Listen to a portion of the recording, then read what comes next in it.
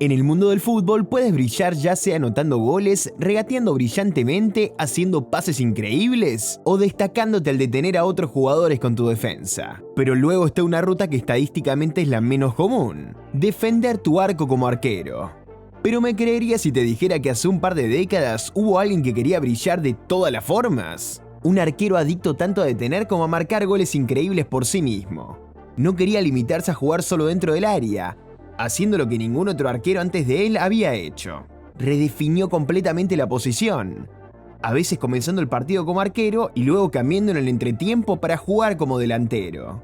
A pesar de medir solo 168 centímetros o 5,6 pies, lo que lo convierte en uno de los arqueros más bajos en la historia del fútbol profesional, era tan bueno en ambas cosas que la FIFA literalmente no tuvo otra opción que cambiar las reglas del juego solo por él. Así que hoy vamos a ver la historia de la carrera increíblemente única e icónica de uno de los arqueros más influyentes de todos los tiempos: Jorge Campos. Jorge Campos nació en la hermosa ciudad costera de Acapulco, México. Desde una temprana edad, le encantaba jugar al fútbol, especialmente en la playa. Si alguno de los que está viendo este video ahora mismo ha jugado al fútbol u otro deporte en la playa, o incluso intentado correr en la playa en general, sabrá lo increíblemente difícil que puede ser. La arena absorbe mucha de la fuerza que generan tus pies, lo que hace que se sienta mucho más agotador y difícil. A ver, quiero decir, hay una razón por la que el entrenamiento de velocidad y habilidad en la arena es tan popular. Te obliga a mejorar tu equilibrio y generar más potencia para realizar movimientos básicos, lo que con el tiempo puede mejorar enormemente tu resistencia, fuerza y velocidad. Desde una edad temprana, Jorge Campos comenzaría a desarrollar una élite atlética a partir de su entrenamiento diario en la arena. Desde pequeño quería usar sus talentos físicos para marcar goles como un delantero. Siempre fue su aspecto favorito del deporte, y siempre fue su sueño marcar frente a una multitud gritando. Desafortunadamente, sin embargo, Jorge tenía una gran desventaja en comparación con los otros niños con los que jugaría al fútbol. Era bajito y tardó mucho en alcanzar su altura eventual, que llegaría solo a 168 centímetros o 5,6 pies. Como tal, era el niño más bajo de todos, y cuando jugaban partidos de fútbol callejeros, siempre evitaban dejarlo jugar primero o darle la posición que él quería. Y estoy seguro de que ustedes saben cómo es el fútbol callejero. Nadie quiere ser arquero. Así que esto dejó al joven Jorge Campos sin otra opción que pararse frente a un arco si realmente quería unirse y jugar. Pero a pesar de no tener la oportunidad de jugar en la posición que siempre quiso, siempre dejaba todo en el arco. Su físico pequeño pero atlético lo hacía acrobático, y sus años de desarrollo de entrenamiento junto a la playa le daban unas reacciones increíbles con los pies. Pero a pesar de que Jorge lentamente construía una reputación por su increíble habilidad en el arco, en el fondo siempre quiso marcar goles. Empezaría a salir de área chica y atacar, incluso llegando al extremo de regatear el balón hasta la línea del medio del campo. Su pasión por jugar en el campo y sus sueños de marcar goles nunca lo abandonarían verdaderamente. Y así como el joven arquero goleador comenzó a desarrollar su estilo de juego único pero arriesgado. Eventualmente, el talento infame e inusual del arquero Campos llamaría la atención de uno de los clubes más históricos de México, Pumas.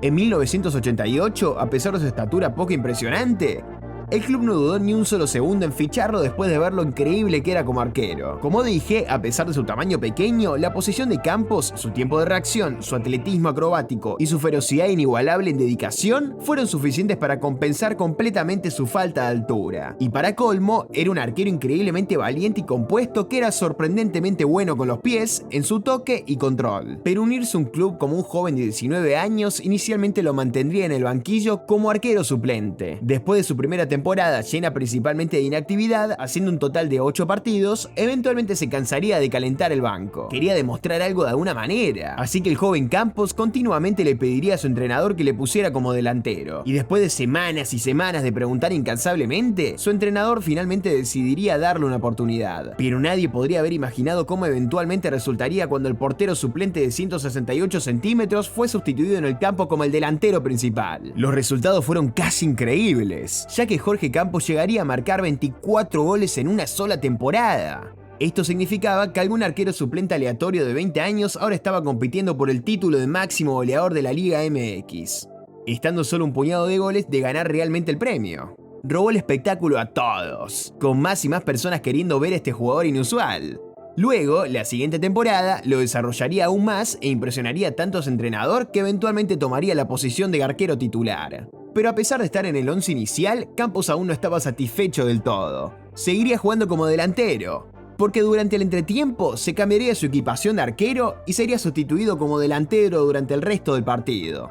Oficialmente se convirtió en aquel que detenía goles y también los hacía. Los jugadores rivales estaban absolutamente desconcertados. Era catastrófico enfrentarse a un arquero que no solo detenía sus tiros, sino que también hacía goles increíbles. A ver, quiero decir, no creo que ustedes entiendan lo traumático que puede llegar a ser esto. Digamos que te enfrentás al Manchester United y de repente Onana se convierte en un muro impenetrable. Luego al entretiempo lo ves cambiarse a delantero y luego te hace un gol. ¿Entiende lo desmoralizante que sería esto para tu equipo? Sería vergonzoso si un arquero le hiciera eso en el juego de hoy.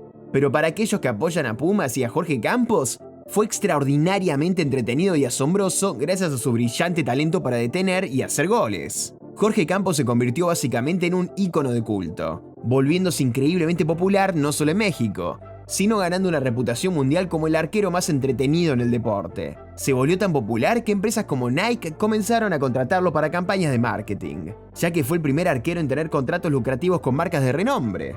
Porque en ese entonces siempre eran los delanteros y los mediocampistas los que acaparaban la atención y todos los contratos de marca y patrocinios. Ver a un arquero en estas campañas de marketing era algo nunca antes visto.